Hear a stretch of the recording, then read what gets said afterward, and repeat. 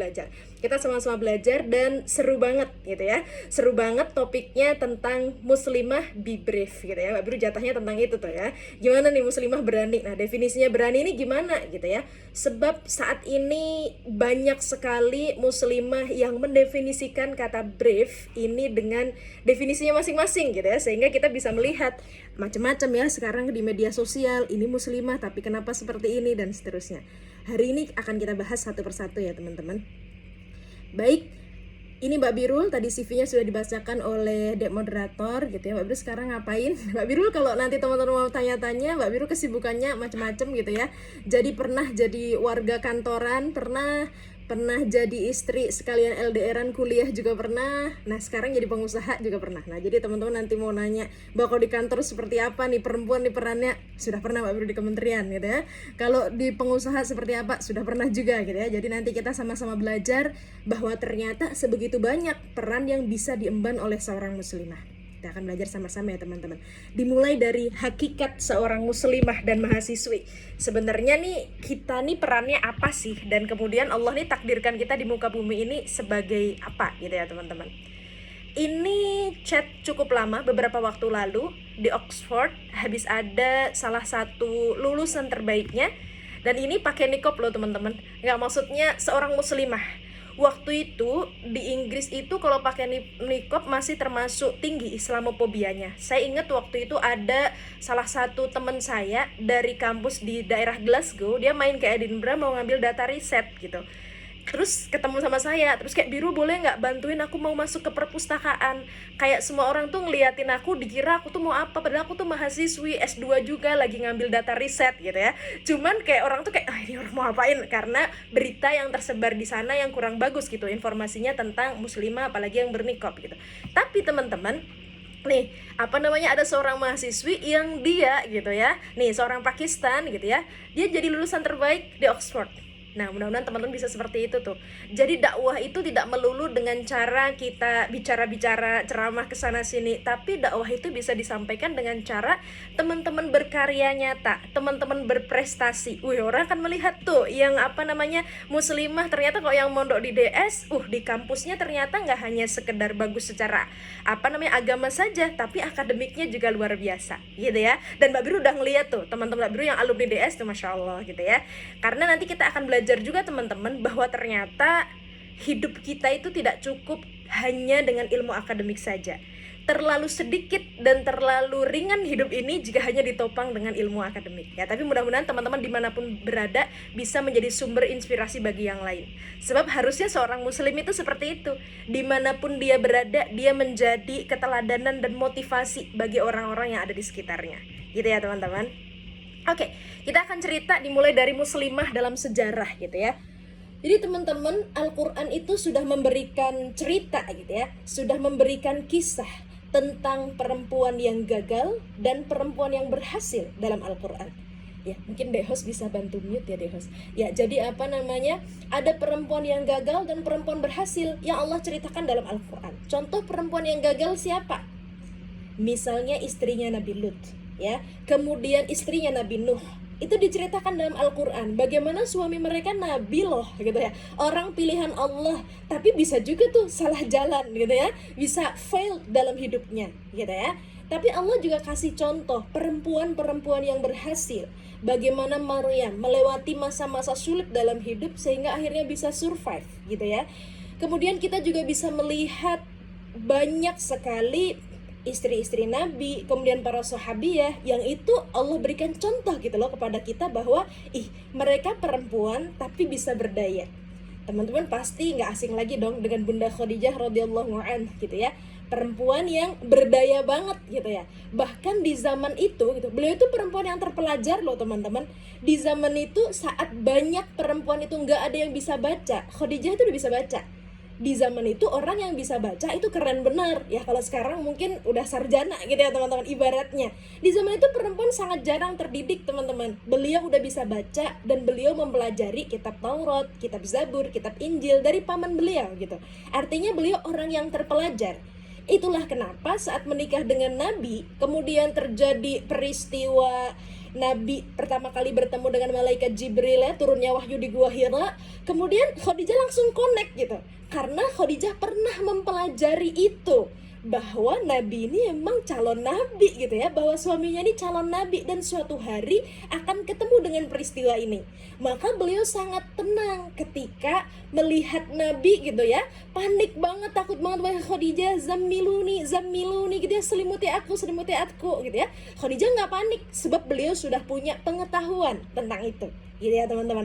Makanya nih perempuan penting terpelajar, penting punya pengetahuan, sehingga dia jadi orang yang nggak mudah panik, dia jadi orang yang tenang dalam segala situasi karena dia mengerti ini ilmunya begini.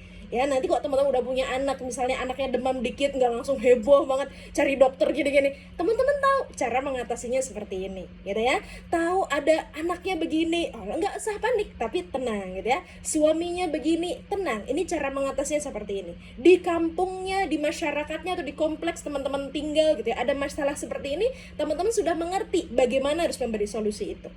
Ya, itu dicontohkan oleh Bunda Khadijah radhiyallahu anha. Bahkan teman-teman, Khadijah itu menjadi manusia pertama setelah baginda Nabi yang beriman. Nah, meskipun kalau dalam kisah, ada juga Ali bin Abi Thalib kalau dari anak-anak gitu ya, ada Umar bin Khattab, ada Abu Bakar. Cuman orang yang pertama kali masuk Islam itu setelah baginda Nabi, Khadijah radhiyallahu anha. Sebab apa? Sebab Nabi habis nerima wahyu ceritanya pertama kali ke Khadijah, enggak ke tetangga, ya kan? Ceritanya ke Khadijah dulu nih. Jadi Khadijah orang yang pertama kali tahu kisah itu dan beriman pada Nabi. Tuh, perempuan tuh teman-teman, keren bener ya. Yang pertama kali berislam perempuan. Tuh. Kemudian teman-teman pasti pernah dengar kisahnya juga, Khawlah binti Tha'labah, perempuan yang doanya didengar sama Allah. Jadi teman-teman suatu hari Umar bin Khattab ini bertemu dengan nenek Khawlah, maksudnya udah jadi nenek-nenek nih. Waktu itu Umar sedang menjadi khalifah, dan kemudian Khawlah binti Tha'labah ini udah usianya nenek-nenek. Sebab pas beliau masih muda, Nabi masih lumayan muda gitu. Artinya pas ketika ketemu dengan Umar, beliau jabat khalifah, Nabi udah nggak ada, usianya udah nenek-nenek. Waktu itu ketemu dengan Umar, kemudian Khawlah binti Tha'labah ini nasehatin Umar panjang benar. Konon katanya itu dari waktu duhur sampai menjelang asar. Seandainya nggak ada sholat asar, kayaknya dilanjutin dah itu nasihatnya gitu ya. Nah ini asprinya Umar gitu ya, asisten pribadinya tuh kayak, wahai Umar gitu ya, wahai khalifah, ini ngapain sih engkau capek-capek ngedengerin nenek-nenek begini ya ceramah dari lama bener gitu ya. Ini nggak tahu apa ya neneknya ini kalau lagi ngomong sama khalifah, sama presiden gitu kan, ini kok ngedengerin gitu. Terus kata Umar, wahai aspriku gitu ya, tahukah engkau siapa yang ngomong sama saya ini? Yang sedang bicara sama saya ini Khawlah binti Tha'labah, yang Allah saja mendengarkan dia, mendengarkan doanya. Masa Umar gak dengerin dia? Sebab waktu itu Khawlah binti Tha'labah itu teman-teman pernah suatu hari dizihar sama suaminya. Nah teman-teman DS pasti udah tahu nih, yang belum tahu makanya harus belajar di DS ya. Apaan tuh zihar gitu ya, harus belajar nanti, makanya itu perempuan harus tahu. Itu ya, fikih-fikih dasar teman-teman harus mengerti ya. Dasar-dasar ilmu agama teman-teman perlu belajar, kalau enggak nanti hidupnya sulit gitu ya. Sebab hidup itu perlu pedoman ya teman-teman. Ini Khawlah binti Tha'labah itu pernah mengalami peristiwa itu, kayak dicerai lah teman-teman, kalau zaman sekarang kayak talak gitu ya. Nah lapor kepada Nabi, wahai Nabi, saya ini kok dizihar sama suami saya, disamain nama punggung ibunya gitu kan. Ini gimana gitu. Waktu itu belum ada hukum tentang zihar. Kata Nabi ya itu kurang lebih mirip-mirip gitu ya, seperti halnya talak. Khawlah waktu itu nggak terima, masa gitu ya, nggak bisa kayak gitu karena hukumnya kan belum ada. Beliau berdoa pada Allah dengan sungguh-sungguh, dan doanya itu teman-teman dijawab Allah dengan turunnya ayat yang membahas tentang apa yang diadukan oleh Khawlah.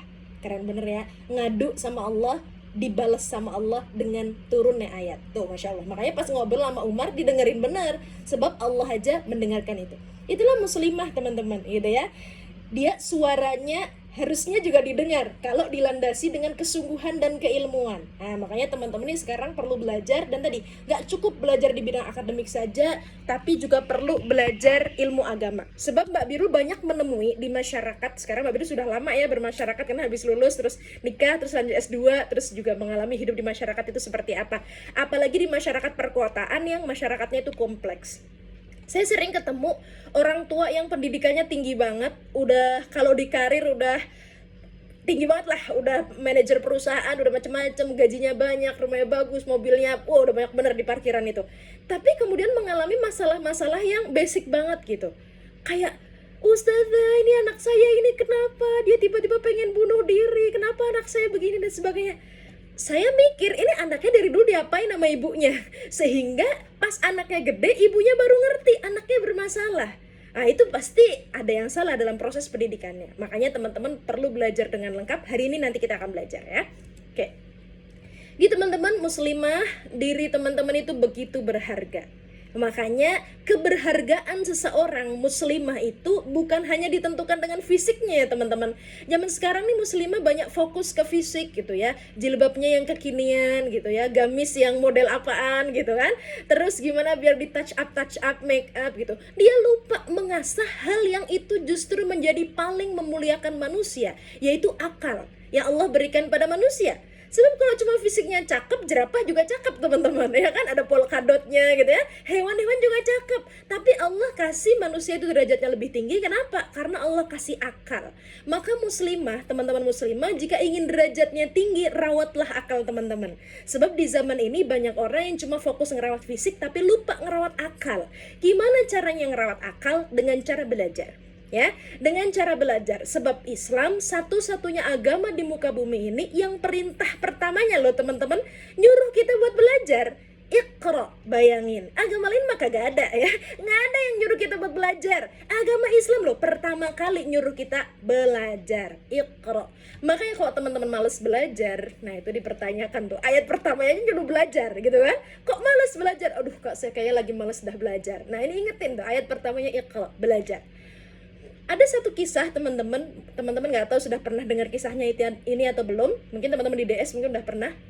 Jadi ada seorang penggali kubur di daerah Damaskus, ini ceritanya sudah lama, yang menceritakan ini adalah cicitnya Syekh Al-Burhani. Beliau adalah ulama besar di Damaskus, menceritakan bahwa suatu hari ada seorang ibu-ibu tuh teman-teman yang minta digalikan kuburan sama penggali kubur tadi gitu ya. Nah di sana tuh ada kuburan kompleks pemakaman yang isinya adalah para ulama, para aulia, orang-orang soleh gitu ya. Minta dibuatkan liang kubur di sana, dibuatkanlah sama tukang kubur tadi gitu ya. Nggak selang lama kemudian jenazahnya datang, dan teman-teman pas jenazahnya itu mau diturunin ke liang lahat, tukang gali kuburnya tadi kebetulan PJ yang nangkep jenazahnya buat ditaruh di bawah gitu kan, ada yang nerima jenazahnya gini ya. Nah itu yang naruh di bawah beliau. Nah tiba-tiba saat beliau mau menerima jenazahnya itu, beliau tuh kayak melihat Raudhatul Jinan. Teman-teman tahu nggak Raudhatul Jinan? Taman surga gitu teman-teman, kayak indah banget, kayak tiba-tiba beliau melihat, ya Allah kok jadi tamannya indah banget gitu. Terus gak selang lama beliau melihat ada 2 orang berkuda yang menjemput si jenazah tadi. Lalu beliau pingsan teman-teman, kaget gitu kan, ya Allah ini apaan gitu kan, pingsan kaget gitu kan. Orang-orang heran, ini kenapa nih orang nerima jenazah malah pingsan gitu, apa kurang oksigen apa gimana gitu kan. Nah dipercikin air lah beliau, sadar habis itu. Sadar, ditanya sama orang-orang, kamu nih kenapa gitu. Terus akhirnya diceritakan, saya tadi tuh melihat peristiwa ini nih. Halah, paling kamu halusinasi kali gitu ya orang-orang gitu ya. Paling halusinasi kali. Kata beliau, enggak, itu beneran saya lihat. Karena orang-orang nggak percaya, akhirnya ya udah ceritanya itu dikit. Hingga beberapa bulan kemudian perempuan tadi datang lagi teman-teman, minta dibuatkan liang kubur lagi. Akhirnya oleh beliau dibikinkan lagi, dan beliau mendapati peristiwa yang sama. Saat menerima jenazahnya, tiba-tiba loh teman-teman, melihat Raudhatul Jinan, kemudian ada 2 orang malaikat yang menjemput jenazah itu. Nah kali ini beliau nggak pingsan, kan udah pernah punya experience ya kan teman-teman. Kok pertama kali kan kaget, tapi yang kedua kan enggak gitu ya. Nah udah nggak kaget, tapi setelah selesai beliau menguburkan, kemudian beliau mengejar si ibu yang minta dibuatkan liang kubur tadi. Ibu ini sebenarnya siapa gitu ya. Dan ini yang meninggal kemarin minta saya kuburin itu siapanya ibu, dan ibu dari mana. Kata ibunya, emang kenapa Pak nanya-nanya gitu ya. Ya kamu nanya ya kenapa gitu ya. Nah terus kata beliau, sebab saya melihat peristiwa yang aneh dengan kedua orang yang saya kuburkan ini. Lalu si ibu tadi menjawab, 2 orang yang engkau kuburkan itu dua-duanya adalah anak saya. Saya ini orang yang malang benar gitu ya. Habis ditimpa musibah, 2 orang anak saya meninggal, dua-duanya yang engkau kuburkan itu, yang baru saja dan yang beberapa bulan lalu. Lalu amalan apa yang membuat mereka itu sebegitu dimuliakan sama Allah, baru mau dimasukin liang kubur aja udah disambut sebegitunya gitu sama Allah gitu. Kok indah banget gitu sambutannya gitu ya. Kemudian beliau cerita, yang pertama yang meninggal beberapa bulan lalu itu adalah seorang ahli ilmu. Anak saya itu orang yang suka menuntut ilmu. Dia seorang pembelajar. Nah, kalau sekarang santri lah ya teman-teman. Ini kayak teman-teman santri DS nih kan. Nah, santri. Nah, sehingga Allah muliakan dia seperti itu. Lalu anak yang kedua yang barusan aja meninggal itu kakaknya. Nah, dia itu bukan seorang mencari ilmu, tapi dia seorang tukang kayu. Tetapi upah dari tukang kayunya itu kemudian digunakan untuk membiayai adiknya, mondok kalau zaman sekarang ya, digunakan untuk membiayai adiknya menuntut ilmu, kasih beasiswa ke adiknya, sehingga Allah pun memuliakan dia sebagaimana adiknya.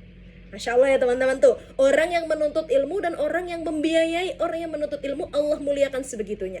Makanya para ulama itu meskipun badannya lagi gak enak badan, tapi bukan karena covid ya teman-teman ya, lagi gak enak badan, berusaha tetap datang ngaji. Kenapa? Biar ketika Allah cabut nyawanya, paling tidak sebagai orang yang sedang menuntut ilmu atau orang yang sedang membagikan ilmu.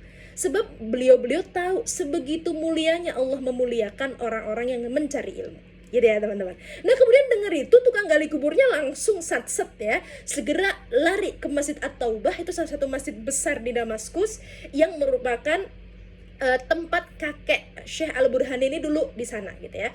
Nah, jadi ketemulah dengan kakeknya Syekh Al-Burhani ini. Kemudian tukang gali kuburnya tadi itu bilang gitu, "Wahai Syekh, saya pengen belajar." Syekhnya kaget, ini ada apa nih tiba-tiba? Kan ada orang kayak gitu ya, perasaan gak pernah dah ke masjid gitu, tiba-tiba mau UAS dia ke masjid gitu kan, ada apa nih? Oh ternyata ada UAS gitu ya, kemarin habis IPK-nya gak terlalu bagus-bagus amat gitu ya, menjelang UAS rajin bener tahajudnya gitu kan, malaikat mungkin kaget juga nih, loh tumben bener gitu kan. Nah ini syekhnya juga kaget gitu, kenapa kamu tiba-tiba pengen ngaji gitu kan, penasaran dong, akhirnya nanya, dan beliau bercerita, oh saya habis melihat peristiwa seperti ini dan saya tahu ternyata Allah itu sebegitu memuliakan orang ahli ilmu. Saya pun pengen jadi orang yang ahli ilmu. Akhirnya beliau belajar teman-teman di usianya yang waktu itu pas tobat itu ya, pas insyaf sadar bahwa perlu belajar itu sekitar 40-50 tahun, artinya nggak muda lagi. Nah, belajar yang sungguh-sungguh sampai akhirnya beliau itu jadi seorang ulama besar di Damaskus, dan sampai sekarang para anak turunnya itu, para dzurriyyahnya itu juga menjadi ulama besar di sana.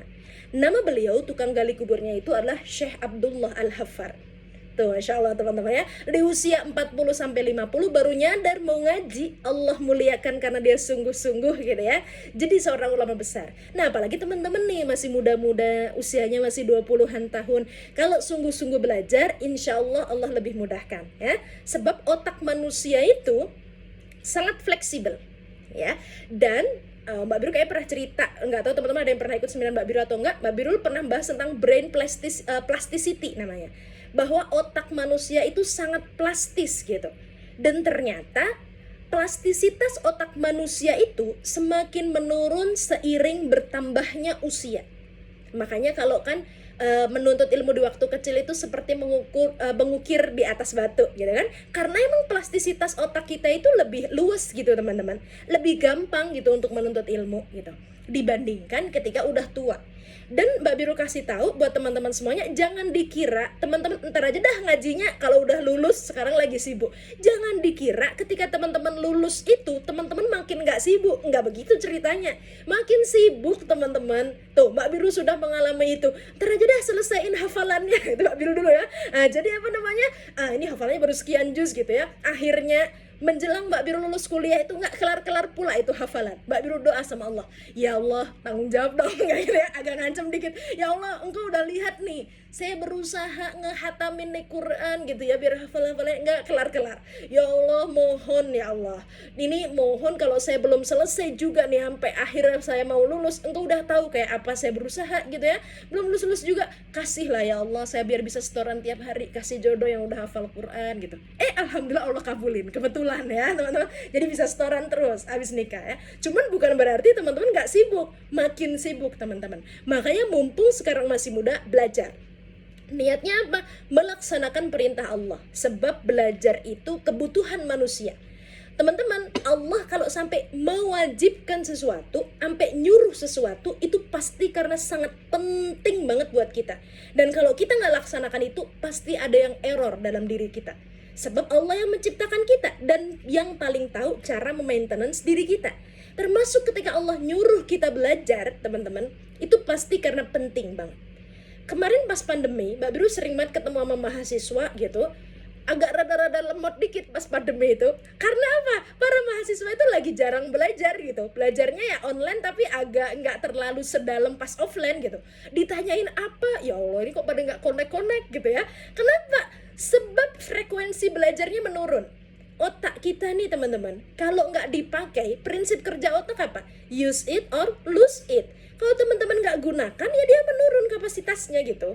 Makanya digunain. Ya Allah Mbak, masa sih saya di kuliah tugasnya banyak bener, habis itu masih harus ngafalin Quran, habis itu masih harus begini. Ya nggak apa-apa, justru itu memaksimalkan fungsi otak kita teman-teman. Asli ya. Kalau teman-teman malas-malas, udah dah, ini kan udah masuk kalkulus berat amat, udah itu aja, yang lain gak dimasukin, ya malah nggak maksimal kapasitas otaknya. Gunain semaksimal-maksimalnya. Otak kita itu teman-teman sebegitu canggihnya, isinya tuh miliaran sel. Jadi kalau teman-teman cuma isi sama satu mata kuliah doang, masih banyak space di otak kita. Jangan khawatir gitu ya. Tuh, itu yang pertama ya. Belajar itu perintah Allah ya. Jadi laksanakan perintah itu. Dan belajar itu kebutuhan manusia. Kalau teman-teman mulai males belajar, itu perhatikan aja. Mulai lemot, mulai nggak nyambung diajak ngobrol itu. Makanya perlu belajar terus. Dan teman-teman, dengan teman-teman berilmu, itu sebetulnya teman-teman menjaga marwah, menjaga muruah, kehormatan teman-teman sebagai seorang perempuan. Coba teman-teman dilihat di masyarakat. Orang yang berilmu dan orang yang nggak berilmu, itu cara masyarakat memuliakannya berbeda. Sebab apa? Sebab Allah memuliakan dan mengangkat derajat orang yang berilmu. Makanya teman-teman perlu deh berilmu banyak-banyak. Karena dengan teman-teman berilmu banyak, berpeluang memberikan manfaat lebih banyak di masyarakat. Ya, dulu pas Mbak Birul mau lulus kuliah itu, Mbak Birul bilang sama ayahnya Mbak Birul, ya ntar kalau mau nikah sama ini aja dah, sesama mahasiswa berprestasi, kan keren gitu kan. Terus kata bapak, ya nggak apa-apa kalau mahasiswa berprestasinya itu bisa baca kitab kuning, terus dia hafal Quran 30 juz, nggak apa-apa. Tapi kok cuma mau wapres doang kayak kamu, kayaknya nggak usah dah, katanya gitu. Kata saya, kenapa gitu kan? Kenapa ya, kan keren gitu kan. Misalnya mau wapres UGM menikah dengan mau wapres UI, kan kayak keren bener gitu loh ya. Kata ayah saya gini, kamu tuh dek, sepinter-pinter apapun kamu di akademik, ada waktunya kamu gak terlalu dianggap di masyarakat dengan keilmuanmu itu. Misalnya kamu jadi profesor, pensiun, gak terlalu banyak, udah gitu. Tapi kalau kamu menyertai dengan ilmu agama yang kuat, semakin kamu tua, semakin kamu mengerti bahwa ilmu itu membawa manfaat yang dalam buat diri kamu dan buat di lingkungan sekitarmu. Kata ayah kayak gitu. Dan ternyata benar teman-teman. Ya, Mbak Biru di masyarakat ini banyak menemui ada yang wakil rektor universitas macam-macam datang ke Mbak Biru teman-teman buat ngaji Iqra. Bayangin, itu udah ya Allah, dokter spesialis, subspesialis teman-teman. Ya Allah Ustazah, saya dulu pas muda gak sempat ngaji, saya baru bisa ngaji sekarang gitu kan, baru sempatnya sekarang, alhamdulillah masih sempet gitu kan. Itu ya Allah, mengingat huruf zal sama zai aja lama bener lidahnya. Kenapa? Karena lidahnya udah beda fleksibilitasnya gitu. Makanya mumpung teman-teman muda, nggak nyesel teman-teman belajar ilmu agama, yakin nggak nyesel, karena teman-teman akan perlu itu ya. Orang teman-teman itu kalau menggunakan suatu benda, misalnya teman-teman beli magicom deh, digunakan sesuai dengan prosedurnya gitu ya. Kalau misalnya lagi nggak dipakai dicopot, terus kalau misalnya masak, pokoknya sesuai dengan fungsinya, insya Allah tuh magicom awet gitu kan. Tapi kalau teman-teman ngerebus macam-macam yang nggak sesuai prosedur itu magicom, baru bentar error gitu magicomnya. Kenapa? Nggak sesuai prosedur makanya. Manusia juga begitu teman-teman. Kalau teman-teman ini hidup sama Allah kan nggak dikasih. Kalau teman-teman beli magicom kan ada buku panduan cara menggunakan magicom gitu kan. Pertama pastikan tercolok listrik misal gitu ya. Tapi teman-teman lahir kan nggak dikasih buku panduan sama Allah. Maksudnya nggak berserta buku panduan. Tapi Allah kasih itu Al-Quran untuk teman-teman sebagai pedoman hidup manusia. Makanya teman-teman perlu pelajari Al-Quran itu. Teman-teman baru baca doang aja, hatinya udah bisa tenang. Baru baca tuh teman-teman. Apalagi teman-teman mengerti gitu. Apa pesan Allah dan apa aja sih yang Allah pesenin buat kita buat menjalani hidup ini? Ada tuh semua di sana. Ya kalau kita belum bisa belajar sendiri, emang agama tuh nggak bisa dipelajari otodidak sendiri, teman-teman. Teman-teman perlu berguru. Ya, kalau teman-teman belajar sendiri, lama-lama bikin aliran sendiri. Ya, itu orang-orang yang bikin aliran sendiri itu karena gitu, belajar agama otodidak, gitu ya. Nggak bisa, harus digurukan. Agar orang teman-teman kuliah aja, meskipun teman-teman udah S2 gitu kan udah bisa penelitian mandiri. Kenapa S3 tetap harus dibimbing supervisor?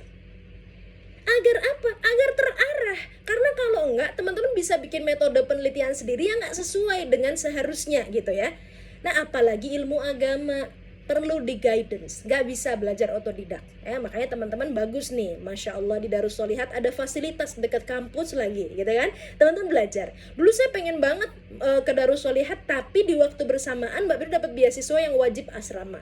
Akhirnya cuma sering-sering aja main ke Darus Sholihat gitu kan, temennya Mbak Biru banyak anak Darus Sholihat, dan kelihatan banget aura solihahnya, asik ya. Anak Darus Sholihat ini dari jauh udah kelihatan nih, anak DS nih gitu ya. Oke, nah itu ya teman-teman. Nah kemudian yang paling penting lagi, teman-teman semua ini adalah penentu kualitas generasi bangsa. Jadi generasi kita nanti bakal seperti apa tergantung teman-temannya seperti apa gitu. Sebab teman-teman ini madrasatil ula yang akan mendidik manusia. Teman-teman, yang akan teman-teman didik itu manusia. Ya, itu pekerjaan paling sulit di muka bumi ini, mendidik manusia. Ya, sebab manusia itu aspeknya bio, psiko, sosio, kultural, spiritual. Itu semua mata kuliah di semua jurusan, teman-teman ya. Tuh, makanya Bro pernah bikin tulisan, seandainya ada manusia di bumi ini yang perlu menguasai semua ilmu pengetahuan, itulah perempuan. Sebab apa? Dia akan mendidik manusia yang aspeknya lengkap benar. Makanya teman-teman mumpung lagi kuliah ini, bangunlah banyak experience, banyak pengalaman ilmu pengetahuan dan banyak pengalaman hidup. Kuliah jangan cuma kuliah pulang, cari pengalaman ikut organisasi, cari pengalaman ikut lomba kek, jadi kepanitiaan kek gitu ya. Cari pengalaman keilmuan juga, ikut conference gitu ya, kemudian mondok dan sebagainya. Sebab apa? Teman-teman, di masa yang akan datang kita itu jadi seperti apa? Tergantung pengalaman hidup yang pernah kita berikan pada diri kita. Mbak Biru jadi seperti ini sekarang karena Mbak Biru punya pengalaman hidup yang menuntun Mbak Biru sampai seperti ini. Ya, Mbak Biru sering pas di kantor tuh ketemu orang yang, kok gini amat sih gitu ya. Maksudnya ketika diajak koordinasi, cara dia menyampaikan ini seperti ini, terus dia egois banget dan sebagainya. Oh, setelah Mbak Biru cek, rupanya selama kuliah nggak pernah ikut organisasi. Oh ya wajar, dia belum pernah punya pengalaman teamwork, dia belum pernah punya pengalaman menghargai pendapat orang lain, sehingga ketika jadi pejabat susah bener diajak kolaborasi gitu ya. Nah, kenapa? Pengalaman hidupnya tidak pernah mengajarkan dia seperti itu gitu. Makanya teman-teman penting membangun pengalaman hidup yang banyak, yang rapi. Itulah kenapa perlu direncanakan. Nanti Mbak Biru akan bahas, kuliah itu perlu direncanakan. Teman-teman mau ngapain aja nih selama di kampus ini, gitu ya. Nih, perlu ilmu yang tidak sederhana untuk mendidik manusia ya, karena makanya teman-teman perlu terdidik, karena teman-teman akan jadi guru pertama bagi manusia ya. Nah, makanya Mbak, kalau perempuan sekolah tinggi-tinggi, ya Allah, ini udah pertanyaan dari zaman penjajahan teman-teman ya. Jadi kok zaman sekarang masih ada orang yang nanya pertanyaan yang sama, perempuan ngapain sekolah tinggi-tinggi? Kamu tahu nggak kalau sekarang Indonesia ini udah merdeka sekian puluh tahun ya. Nah dulu teman-teman, zamannya Syaikhah Rahma El Yunusiyah, beliau ada pendiri pesantren Diniyah Putri Padang Panjang. Beliau hidup di zaman aneka penjajahan. Belanda beliau juga hidup, Jepang beliau mendapati juga, Inggris mendapati. Waktu itu ketika beliau mendirikan pesantren pertama untuk muslimah, ya kayak Darus Sholihat versi beliau gitu ya. Itu yang pertama kali tuh mendirikan di Indonesia. Beliau tuh dibilangin gitu, ngapain perempuan kok pada mau belajar, mau pada ini ngapain? Itu kan pertanyaan zaman penjajahan. Zaman sekarang orang masih tanya yang sama. Coba dah baca buku dah, kamu baca buku dah, nggak tahu perempuan tuh perannya apa gitu ya. Nah, sebab perempuan itu tiang negara, ya kan teman-teman. Al-mar'atu imadul bilad gitu ya. Perempuan tuh tiang negara. Kalau perempuannya bagus, tiang negaranya bakal bagus gitu ya, bakal kokoh. Dan pendidikan itu kan dimulai dari keluarga, dari aspek terkecil, dan itu kuncinya ada di teman-teman. Kak, kalau begitu bapak-bapak enak dong. Enggak gitu juga. Masalahnya teman-teman itu yang waktunya lebih banyak berinteraksi dengan anak. Dan yang pertama kali berinteraksi dengan anak, sebab anak itu adanya di perut teman-teman, ya kan? Bukan di perut suami gitu ya. Nah, makanya al-ummu madrasatil ula itu beneran deh. Pendidikan itu dimulai dari kita, bukan suami kita, gitu ya. Kenapa? Sebab ada di perut kita. Mbak Biru pernah punya experience itu. Kenapa bisa cerita? Pas Mbak Biru lagi hamil, kebetulan Mbak Biru pas lagi sekolah dan membahas tentang neuroeducation. Salah satunya membahas tentang perkembangan sel syaraf dari embrio sampai lansia, gitu ya. Nah, itu menarik banget. Salah satunya dibahas saat bayi usia sekitar 6 bulan, kan syaraf pendengarannya di area otak pendengaran, ya di sini ya teman-teman, di temporalis itu bisa mulai terbangun mielinnya, mulai bisa bekerja. Makanya bayi itu usia 6 bulan di perut udah bisa dengar gitu. Awalnya Mbak Biru kayak, masa sih gitu, beneran gak ya gitu kan. Akhirnya ya tapi Mbak Biru tetap praktekkan. Sebelum usia itu bayinya Mbak Biru sering ajak ngobrol, Mbak Biru sering bacain ngaji. Sebab kok teman-teman pengen punya anak yang hafiz Quran, jangan dia udah gede disuruh ngapalin Quran, dikejar-kejar. Meskipun bisa, tapi pasti beda. Dari perut udah dikenalin, ibunya sering baca Quran. Sehingga ketika anaknya lahir kayak pernah denger dah, dulu pernah denger dah di mana ya? Karena ibunya sering bacain, ya. Sudah ada penelitiannya teman-teman, ya, bahwa apa yang pernah bayi dengarkan di perut itu ternyata ketika dia lahir dia mengingat loh konsep apa yang pernah dia dengerin itu. Jadi ada penelitian waktu itu, karena di barat ya penelitiannya pakai lagu. Teman-teman ada sih bukunya di Shopee kayaknya. Lu kok jadi iklan Shopee ya? My Cat on the Head judul bukunya itu. Nah, itu diteliti tuh. Nah, dibacain ke bayi di dalam perut gitu, tiap hari dibacain. Nah, ketika bayinya lahir itu dicek gitu, apakah bayinya masih mengingat nggak cerita yang dulu pernah dibacain ke dia ketika di perut gitu. Dan benar teman-teman, ketika bayinya itu disusuin, awalnya dia relax aja, nyusuin biasa aja. Terus sama mamanya dibacain cerita My Cat on the Head. Nah, ketika dibacain cerita itu kayak bayinya tuh semangat bener gitu, nyusuin jadi kayak jadi kayak dia mengingat sesuatu yang membuat dia tuh familiar gitu. Nah, dari situ penelitian itu kemudian menyimpulkan bahwa ternyata bayi itu mengingat loh apa-apa yang dulu pernah dia dengerin ketika di perut. Makanya kalau teman-teman pengen punya anak yang ahli Quran, dari perut udah sering diperdengarkan. Nah, usia 7 bulan bayinya Mbak Biru tuh harus dicek MRI teman-teman, fetal MRI, karena waktu itu ada masalah sedikit gitu, sehingga harus dicek keseluruhan, termasuk struktur otaknya harus dicek. Nah, pas waktu dicek itu ketahuan lah gitu bahwa ternyata benar sudah terjadi mielinisasi di area otak temporalis, di area pendengaran anak ibu gitu. Terus kayak Mbak Biru kayak gitu ya, Masya Allah, berarti dia benar-benar apa yang saya perdengarkan ke dia, bayi saya dengar. Buktinya apa? Sudah terbentuk efek dari stimulasi yang saya berikan, gitu ya. Itu Masya Allah. Makanya bener dah, madrasatil ula dimulai dari ibu. Ya, makanya kalau mau bikin anak yang cerdas, cari ibu yang cerdas. Nah, makanya teman-teman jadi ibu lah yang cerdas, gitu ya. Biar generasinya jadi generasi yang cerdas, gitu ya teman-teman. Nih kayak Syaikhah Rahma al-Yunusiyah, yang dari zaman penjajahan aja udah keren. Kalau teman-teman yang belum tahu ceritanya, bisa beli bukunya. Loh, ada bukunya judulnya Syaikhah Rahma al-Yunusiyah. Yang nebitin Republika. Itu yang nulis, inisiatornya adalah Direktur Pesantren Padang Panjang yang kebetulan temennya Kak Birul, namanya Ibu Fauziah Fauzan, sekarang Direktur Diniyah Putri Padang Panjang. Nah, apa namanya, beliau itu teman-teman di zaman itu mendirikan pendidikan perempuan, pesantren perempuan pertama gitu ya di Indonesia gitu, dan itu menginspirasi Rektor Al-Azhar loh teman-teman. Waktu mereka berkunjung ke Indonesia kaget gitu, Indonesia maju banget gitu ya, keren banget, udah ada loh pendidikan khusus buat perempuan. Yang itu kemudian menginspirasi Al-Azhar untuk membuat fakultas khusus perempuan, namanya Fakultas Lil Banat. Itu terinspirasi dari muslimah di Indonesia, Syaikhah Rahma al-Yunusiyah. Makanya kemudian beliau diundang ke Al-Azhar untuk mendapatkan gelar Syaikhah. Syaikhah itu artinya profesor teman-teman. Beliau itu perempuan pertama di dunia yang mendapatkan gelar profesor dari Al-Azhar University.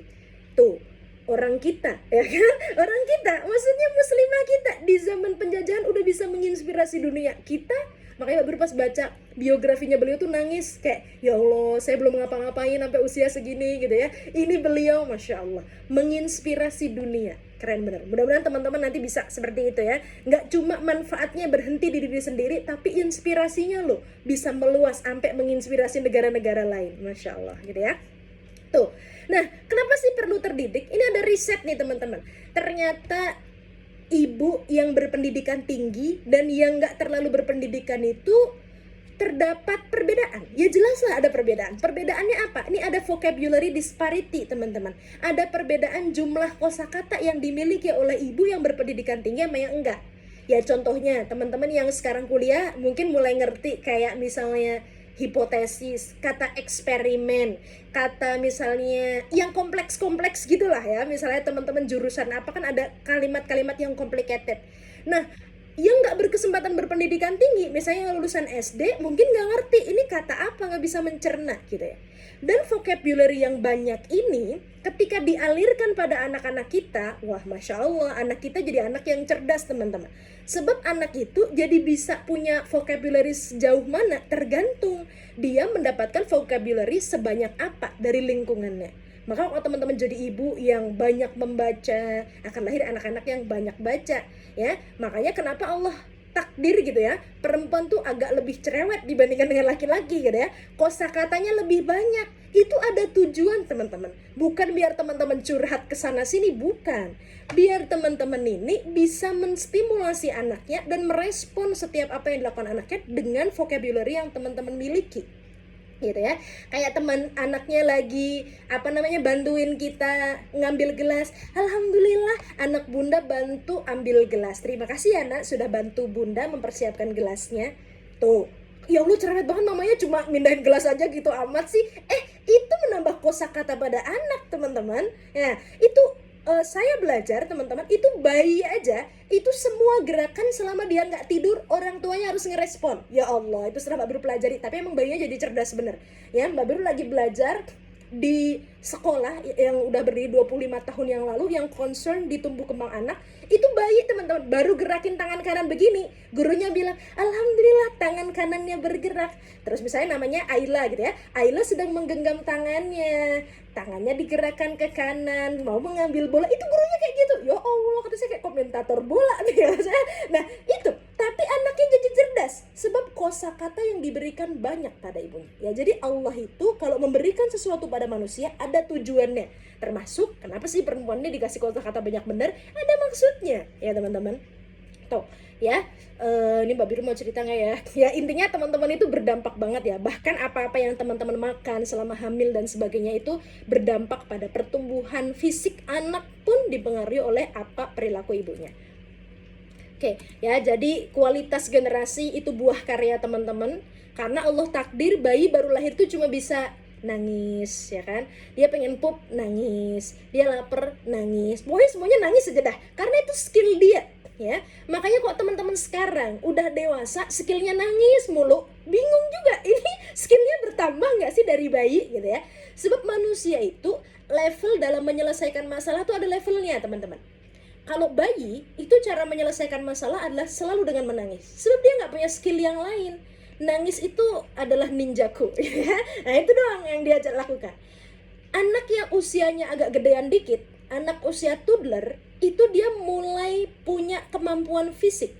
Makanya kenapa anak usia toddler itu usia 2-3 tahun teman-teman, kadang-kadang dia kalau pengen sesuatu tantrum. Teman-teman tahu tantrum nggak? Yang gitu. Terus habis itu kalau nggak mukul-mukul apa? Anak usia toddler itu kosakatanya masih terbatas. Jadi dia mau curhat kayak teman-teman tuh kagak bisa gitu ya. Kosakatanya terbatas gitu. Makanya dia melimpahkan dengan fisik, karena dia emang fisiknya lagi, motoriknya lagi masif-masifnya tuh. Dengan cara dia misalnya mau ambil apa nggak bisa gitu ya, dia mau ambil gelas nggak bisa, langsung habis itu dia apain nama dia. Niat dia nggak kayak gitu teman-teman, hati dia niatnya nggak kayak gitu. Dia pengen bicara tapi nggak ngerti mau ngomong apa, dia belum punya kosakatanya. Makanya dia dengan cara fisik ya, gampang ngambek tuh anak usia segitu. Makanya kalau ada santri baru solihah dikit-dikit ngambek, ya Allah ini toddler apa dewasa gitu ya. Itu tuh, ada yang nggak selesai dengan masa toddlernya dulu ya. Apalagi kalau suka banting-banting, Saya dulu pernah punya teman kalau marah itu dia banting piring. Ya Allah, piring asrama dibanting gitu kan. Kita harus beli lagi dong, iur gitu kan. Repot juga. Nah itu, banting-banting tuh usia toddler teman-teman. Kalau ada yang marahnya banting-banting, wah kasihan bener. Dia harus ditolong. Usia toddlernya belum selesai. Ya. Kemudian orang dewasa. Nah, orang dewasa Allah kasih kemampuan bicara. Maka orang dewasa ketika menyelesaikan masalah dengan cara bicara. Teman-teman kalau ada masalah dengan temannya, bicara, diskusi. Karena teman-teman sudah punya kosakata. Ya, nggak dikit-dikit banting-banting ya, antri kamar mandi lama banget temennya dibanting pintunya, ya temennya nggak ngerti lah apa maksudnya gitu ya, ya ngomong, ih saya perlu buru-buru, kira-kira kamu mandinya perlu berapa menit ya, karena kita ada banyak nih yang mau mandi juga. Nah, kan bisa pakai kosakata ya. Nggak suka misalnya temennya naruh barang di deket kamarnya, ya bicara, nggak terus ngambek, ya itu bagaimana ya. Nah, orang dewasa menyelesaikan masalah dengan cara bicara ya teman-teman. Nah, jadi teman-teman mendidik generasinya seperti apa ya, nanti bakal jadi seperti itu. Makanya penting kita itu benar-benar dah harus belajar. Jadi Mbak Biru pernah post di Instagram Mbak Biru nih, teman-teman mau jadi tenaga kesehatan, mau jadi ahli sosial, mau jadi apa aja perlu kuliah 3-4 tahun ya. Jadi ketika teman-teman nanti ada yang memilih jadi ibu gitu ya, ya dibilang ngapain sekolah tinggi-tinggi cuma jadi ibu, ya situ pikir mendidik cukup dengan salto. Susah teman-teman mendidik manusia dengan aspek biopsikososiokultural spiritual ya. Makanya belajar dari sekarang. Ini Mbak Biru gak usah bahas. Nah sekarang Mbak Biru mau cerita, kenapa sih teman-teman perlu belajar, dan benar-benar belajarnya itu perlu komprehensif. Sebab masyarakat kita dari zaman Nabi sampai zaman sekarang teman-teman itu menghadapi masalah yang berbeda-beda di setiap zaman. Makanya Ali bin Abi Thalib itu pernah menyampaikan, didiklah anakmu sesuai dengan zamannya. Sebab setiap zaman itu punya tantangan yang berbeda-beda gitu. Nah, sama tantangan saat ini juga beda-beda. Media sosial macam-macam, banyak banget ibu-ibu yang curhat ke saya, ya Allah Ustazah, anak saya tiba-tiba minum obat ini, saya nggak ngerti deh dia dapat informasi dari mana, dia pengen langsing, ternyata karena sering nonton BTS teman-teman. BTS kan langsing-langsing ya, jadi cara dia mengenali diri sendiri itu dikatakan cantik kalau badannya langsing. Akhirnya dia mencari cara instan, minum obat macam-macam ya, akhirnya obatnya itu mengubah sistem hormon tiroidnya, dan anaknya ini sekarang lagi parah banget nih, lagi pengen bunuh diri, pengen macam-macam. Anak SMP teman-teman, ya Allah, problemnya makin kompleks gitu. Ya, ini sekarang kita lagi di era ini ya teman-teman, di era society. Ada yang menyampaikan, ada yang kita masih di 4.0, ada yang sudah menyampaikan kita sudah masuk nih 5.0. Yang menggagas di Jepang sebenarnya, bahwa society 5.0 ini udah masuk nih kita nih. Ya, kita masuk di era super smart society gitu ya, yang serba dikit-dikit teknologi gitu ya. Teman-teman sekarang kalau jajan, ya Allah, warung di sebelah gitu ya, GoFood tetap, ya Allah gitu ya, mager bener gitu ya, tinggal keluar aja padahal depan udah ada warung gitu ya, tetap aja gosen gitu ya. Nah itu karena super smart society. Nah jangan sampai masyarakat yang smart ini dan dengan segala teknologinya yang ada ini justru membuat kita tidak berkembang.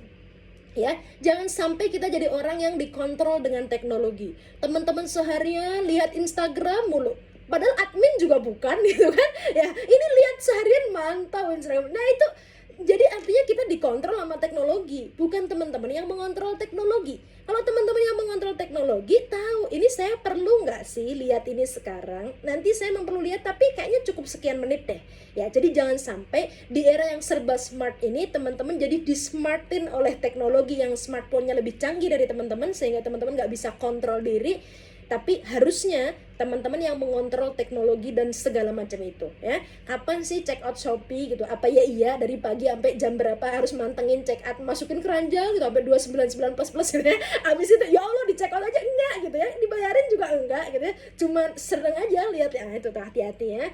Waktunya teman-teman, zaman sekarang ini banyak waktu yang menjadi tidak bermanfaat karena tidak dimanfaatkan dengan sebaik-baiknya. Ya Allah, ternyata udah berjam-jam liatin ini, tadi ngapain aja, itu banyak banget zaman sekarang. Ya, era ini ciri-cirinya ada 3 ya. Technological change, jadi teknologinya berubah, sekarang banyak inovasi teknologi. Nah ini kesempatan buat teman-teman gitu ya. Kemarin ada salah satu dosen di kampus mana ya saya lupa, yang menciptakan alat gitu ya untuk mendeteksi tangis bayi. Itu bagus kan, menciptakan sesuatu. Apalagi teman-teman nih bisa bikin PKM, bikin macam-macam ya, gunakan teknologi yang ada itu untuk berkarya gitu ya. Terus ini ya, ada ekonomi dan geopolitical change gitu ya, ada yang berubah gitu ya. Tadinya US pusatnya sekarang mulai geser-geser dikit ke China dan India gitu ya, sehingga dikit-dikit lah barangnya made in China gitu ya. Nah dikit-dikit, ya Allah, itu Mbak Biru pernah teman-teman ke Manchester United, Manchester asli itu, ke stadiumnya itu. Terus habis itu datang ke toko oleh-olehnya. Harusnya dong kalau misalnya tokonya di sana kan made in Inggris harusnya.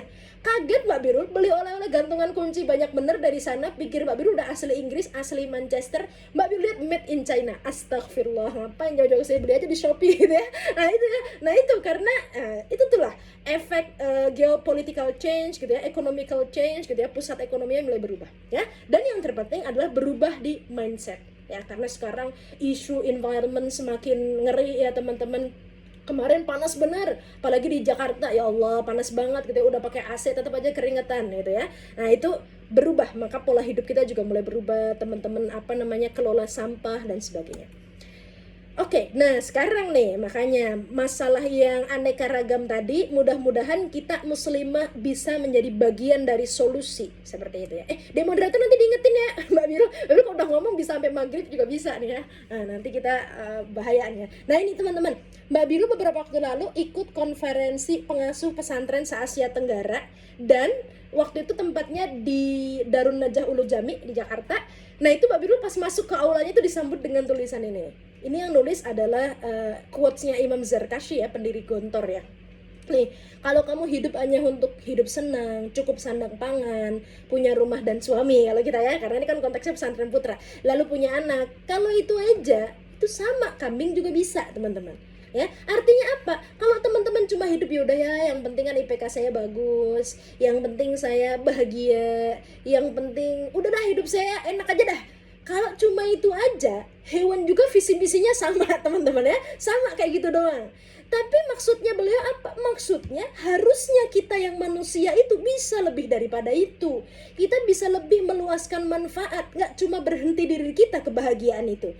Kalau teman-teman punya rasa bahagia, jangan sampai berhenti di diri kita, luaskan di lingkungan kita. Kalau teman-teman punya ilmu, jangan cuma yang penting saya buat berkarir, karir saya oke. Tapi gimana dengan ilmu itu, lingkungan sekitar merasakan manfaatnya. Harusnya seorang muslim itu seperti itu. Jangan cuma manfaatnya berhenti di dirinya sendiri, gitu ya teman-teman. Oke ya, jadi be brave muslimah yang tema hari ini gitu ya, muslimah yang kebaikannya tidak hanya berhenti di dirinya ya, atau bahasa kerennya berdampak ya, muslimah yang memberi dampak atau manfaat pada lingkungannya ya teman-teman. Ini teman-teman pasti udah hafal nih kayaknya santri semuanya ya, yang khairun nas anfa'uhum linnas gitu ya. Jadi orang yang paling dicintai Allah, orang yang membawa manfaat bagi sesamanya. Ya, karena kalau teman-teman yang penting udah dah uang saku saya cukup, yang penting saya begini, ya tadi, ya udah kalau kayak gitu mah ya sama aja gitu ya, sama makhluk Allah yang lain. Terus bedanya apa, yang dikasih akal sama enggak gitu ya. Nah itu harusnya manfaatnya lebih luas gitu ya, manfaatnya lebih luas bagi lingkungan kita ya. Jadi mudah-mudahan kita termasuk orang yang bisa memberikan manfaat bagi lingkungannya. Nah pertanyaannya adalah, definisi manfaat itu apa sih? Ini Mbak Biru pelajari justru saat Mbak Biru kuliah di Inggris. Ada satu mata kuliah yang temanya itu impact teman-teman ya, impact gitu ya. Kita waktu itu diminta untuk mencari banyak jurnal untuk didiskusikan jadi makalah yang membahas tentang sebenarnya impact itu definisinya apa sih. Waktu itu kita diskusi dan ketemu ternyata hampir semua jurnal yang kita baca itu menuju ke satu kesimpulan bahwa impact itu a change. Jadi ada perubahan. Jadi kalau teman-teman, saya ini sebenarnya udah bawa manfaat belum sih di lingkungan saya? Ya lihat aja, ada yang berubah apa enggak? Di diri teman-teman maupun di lingkungan teman-teman. Teman-teman habis masuk kuliah di jurusan misalnya gizi, ada yang berubah nggak di jurusannya? Apa sama aja teman-teman di situ apa enggak? Gitu ya. Dulu Mbak Biru punya visi pas kuliah itu, Allah itu naruh saya di jurusan ini pasti ada maksudnya. Nggak mungkin sembarangan Allah taruh saya di fakultas ini, di jurusan ini, nggak mungkin nih deh, pasti ada maksudnya. Waktu itu Mbak Biru perlu waktu loh deh untuk cari tahu apa maksud Allah naruh Mbak Biru di jurusan keperawatan. Itu Mbak Biru pernah ngerasa salah jurusan selama hampir 3 semester. Karena Mbak Biru awalnya itu mau ke jurusan sebelah, ya kan? Jurusan sebelah, contohnya anak UGM tahu ya. Dan Mbak Biru waktu itu sempet pernah keterima di jurusan yang mirip kayak jurusan sebelah di universitas lain, gitu ya. Tapi Mbak Biru nggak ambil gara-gara beasiswanya duluan yang ngasih UGM. Akhirnya Mbak Biru sempat ngerasa kayaknya saya salah jurusan dah, gitu. Sampai akhirnya Mbak Biru menemukan, gitu ya, pertanyaan itu pada diri sendiri, yang awalnya ngapain sih saya di jurusan ini, menjadi kenapa ya Allah taruh saya di jurusan ini. Mbak Biru mulai cari tahu, apa sih yang belum ada di jurusan saya sehingga capek-capek Allah naruh saya ke sini, gitu ya. Mbak Biru cari tahu, ternyata waktu itu di jurusan Mbak Biru belum pernah ada mahasiswi dari jurusan yang Mbak Biru yang pernah menjadi mahasiswa nomor 1 di UGM, mahasiswa prestasi 1 di UGM. Jangan-jangan nih Allah tahu kayaknya kalau bukan kamu nggak bisa-bisa nih, udah kamu kesana dah, ke jurusan ini, biar kasih sejarah ini. Jadi Mbak Biru cari tahu itu yang pertama. Yang kedua, kayaknya belum pernah ada dari jurusan yang Mbak Biru yang pernah gitu punya kesempatan ketemu presiden gitu. Jadi kayak ya udah, jadi Mbak Biru akhirnya cari tahu, kayaknya ini mungkin Allah ini punya maksud biar saya kesana nih, kayak belum pernah ada. Jadi kirim saya biar saya menciptakan sejarah di sini. Ya udah, akhirnya Mbak Biru berjuang gitu. Dan alhamdulillah gitu, menciptakan satu impact, menciptakan satu perubahan yang tadinya nggak ada, dengan aja Mbak Biru Allah izin jadi ada gitu. Jadi ya makanya ketika Allah takdirkan teman-teman berada di sesuatu, bukan tanpa alasan, pasti ada maksudnya. Kenapa Allah takdir teman-teman kuliah di Jogja? Ya pasti ada maksudnya gitu ya. Nggak mungkin kayak udahlah taruh aja di Jogja, deh penuh nih Jakarta, udah Jogja aja. Nggak kayak gitu juga ceritanya, ada maksudnya teman-teman. Nah, teman-teman yang tugasnya mencari maksud Allah itu, apa maksudnya ya saya ditaruh di sini? Jangan-jangan biar mondok di DS, misalnya kan, yang deket dari UGM, misal, nggak tahu kan? Nah, teman-teman yang cari tahu tuh ya. Oke, ya jadi tadi ya teman-teman, meskipun kita tidak bisa memberi dampak banyak, ya paling tidak adalah sedikit jejak kita yang dicatat sebagai kebaikan. Nah, waktunya kayaknya habis nih. Ya, silakan deh.